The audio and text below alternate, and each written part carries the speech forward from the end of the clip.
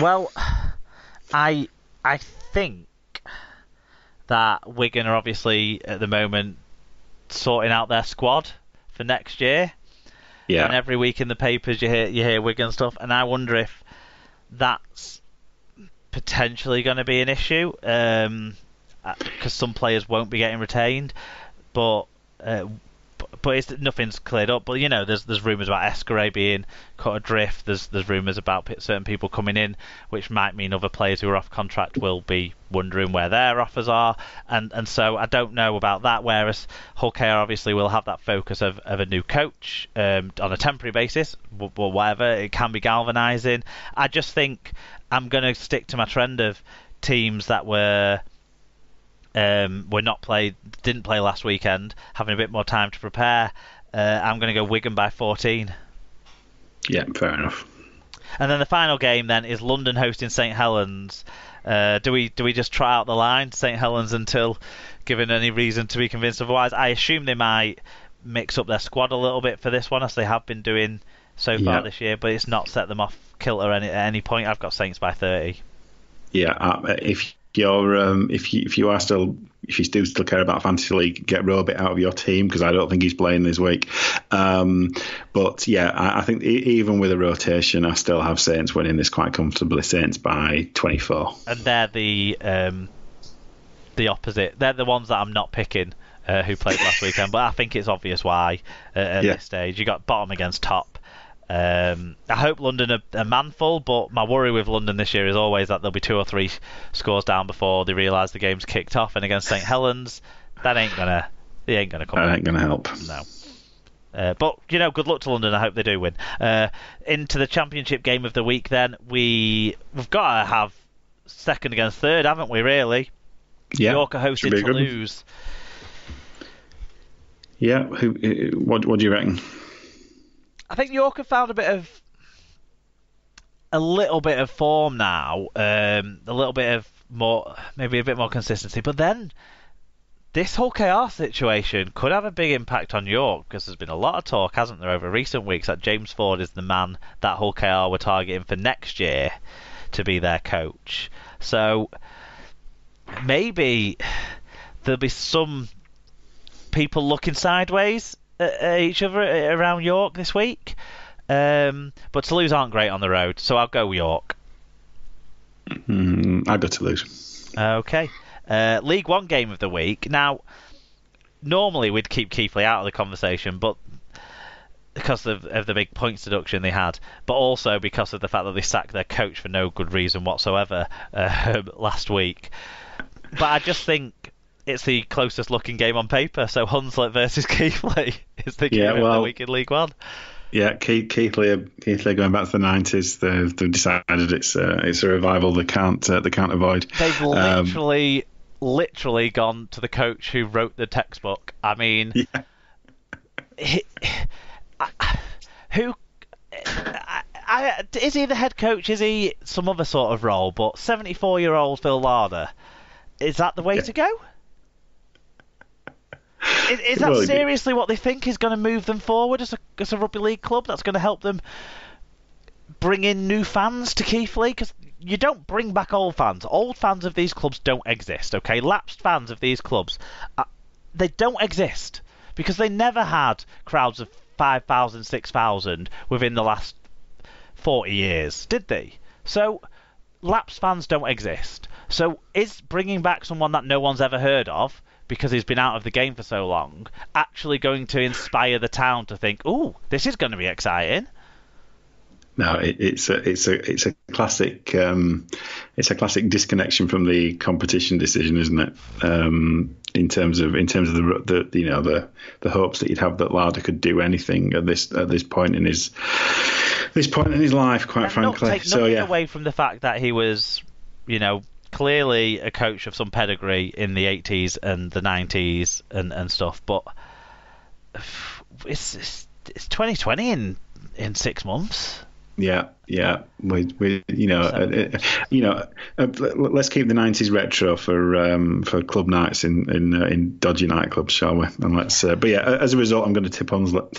Yeah, well, I think Hunslet, but I think it's interesting to see if this Keighley car crash continues, because since Lingard's gone, they've lost 2 games, haven't they? So Yeah. Or 1 game, whatever, they've lost. Oh, it's baffling. Okay. The big game down under on Wednesday morning is Origin. Many of you might not have might actually watched Origin by the time you listen to this episode.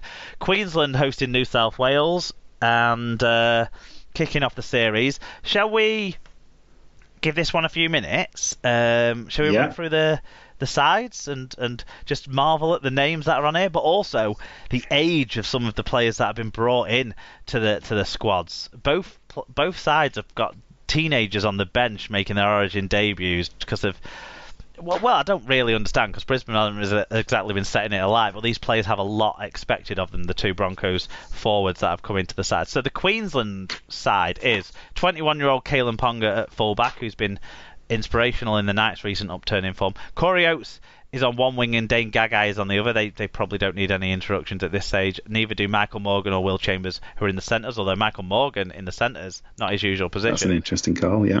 Cam Munster and captain Daly Cherry Evans, who's 30. 30.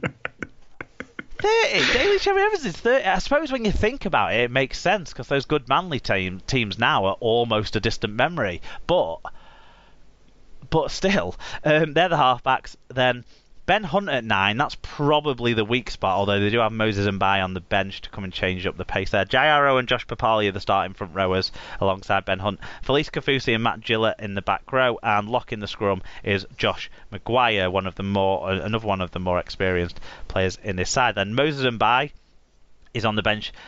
He's going to be making his Origin debut. Joe Offahengawi is similarly going to be making his debut, 23-year-old prop forward from the Broncos. Dylan Napper is on the bench as well. He's obviously had a bit of Origin experience over the last couple of years and a bit of an Aussie experience too. And David Fafita, not that David Fafita, 19-year-old David Fafita of the Brisbane Broncos, who is the cousin, I think, of the Pink Panther himself. So yeah, that's the Queensland side, and then New South Wales has some familiar looks to it, as well as a couple of newbies. So James Tedesco at fullback. Nick Cotrix from our friends the Canberra Raiders is on the wing, making his Origin debut. Latrell Mitchell and Josh Morris are the centres, and Josh Addo-Carr of the Storm is the other winger. Cody Walker comes in for his Origin debut at 29. Nathan Cleary partners him in the halves. David Clemmer and Paul Vaughan are the starting props, with Damien Cook, the outstanding hooker of the NRL, in the number 9 jersey. Boyd Cordner captains the side in the second row alongside Tyson Frizzell, with Jake Trebojevic locking the scrum. Then on the bench is Origin debutant Jack Whiten, who's going to be a utility, you got to assume. Origin debutant 19-year-old Payne Haas. Origin debutant 21-year-old Cameron Murray, who's going well in the back row for the Rabbitohs, and then Angus Crichton of the Roosters, formerly of the Rabbitohs, is on the bench as well. So it's Payne Haas is like the one big man on the bench there. Yeah, is interesting. It's going to be interesting how they use the rotations, but that's the sides. I mean, there's some fucking names there, isn't there? It's interesting though, isn't it, that this is a classic transitional period, isn't it, in terms of established a lot, but the vast majority of established names, particularly in the Queensland side, have stepped away now. And if you're looking at levels of experience, you're looking at players like Matt Gillett as your most experienced players. He is the most experienced Origin player in both sides. Yeah, which is kind of because yes, he's also 30, but yeah, you don't necessarily think of him as your most experienced kind of guy. Yeah, interesting. I mean, for me, I think New South Wales are probably the favourites. They've got the level of experience there. They've probably got the better established team in terms of players who've been there and done it before. Are at the very now the Holy Trinity period for Queensland is definitely over with no Cameron Smith. So that's the big change there, isn't it, for them? And as like you say, whereas New South Wales are bringing back a core of a talented core of that team from last year: Tedesco, Mitchell, Cleary, Cook. They were all integral last year for the Blues. But it is interesting that there are so many uncapped players both on the benches and in the starting lineup. I don't recall it being a time that I remember in recent years where there's been so many debut players featuring. I think last year the Blues did something similar though, didn't they? With lots of debut players, so it's going to be interesting to. Yeah, because I'm looking at Mitchell and Adokar and Cleary and Damien Cook, I guess, and Vaughan. I guess they were. They're all players who've got 3 caps, and Crichton as well. So I'm guessing they're all 3 of those were last year, weren't they? So most of them were, yeah. I think Mitchell, I can't remember. Most of them, yeah. But it's interesting. Obviously, the most exciting battle, as it were, is between the 2 fullbacks, isn't it? You've got James Tedesco, the best in the world, and Kalen Ponga, arguably the most exciting player in the world right now. He's all potential. Matches, he's all potential. Maybe not consistently over 80 minutes at the top level yet, but that's a real interesting one. I think there are a lot of questions about how Queensland will structure themselves. You've got an unusual centre. Ponga plays mainly full-back, but he's played a little bit of 6 this year. But you have to say Munster and Cherry Evans is a logical choice at 6 and 7, and then pushing Hunt to 9 is logical as well. Cody Walker's been playing very well for he's playing well for Rabbitohs and deserves his spot for New South Wales.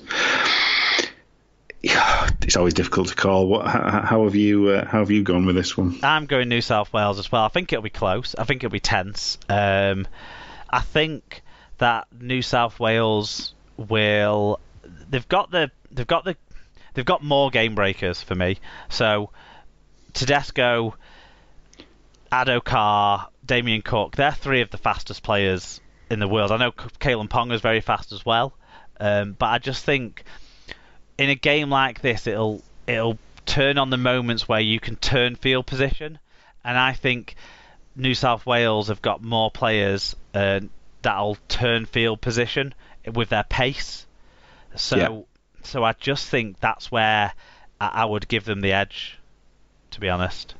Fair enough. And in the 9 position is a big difference. There's a big difference for me between a steady-ish away distributor like Ben Hunt versus a player who can really, really challenge the opposition defence in Damien Cook. Yeah, that's a big difference-making position for me. And it helps that Cook's playing with Walker, isn't it? You've got a level of established relationship there. Exactly, you took the words right out of my mouth. Exactly. Oh shit! Exactly. Yeah, so we're both going New South Wales in that one. Yeah. Some NRL games to get your eyes around as well that will feature our players. Friday at 9 a.m. the Rabbitohs play the Knights, and of course our men get to get a starring role this weekend because they don't play in Origin. You've got the Friday at 10:55 a.m. so doubleheader of Brit Watch on Friday. West Tigers versus the Raiders. Sunday at 7:05 Panthers versus the Roosters, seeing if Ryan Hall can get back into contention for them there. And then Monday 7 a.m. Bulldogs versus the Dragons, although I don't know why I put the Dragons in there because we do know that James Graham won't be playing, even though he managed to play for about 20 minutes on a broken leg. Because that's just what Jammer does. Last week, unbelievable, isn't he? Unbelievable. Unbelievable. Right, that's all our predictions. Make sure when you're watching all of those games, you get your views in on the Google form. It will be open for the State of Origin game on Wednesday morning, and then throughout the week until about 10 o'clock on Sunday night. We'll close that one down. Now we'll move on to just saying goodbye for this week with our show wrap up.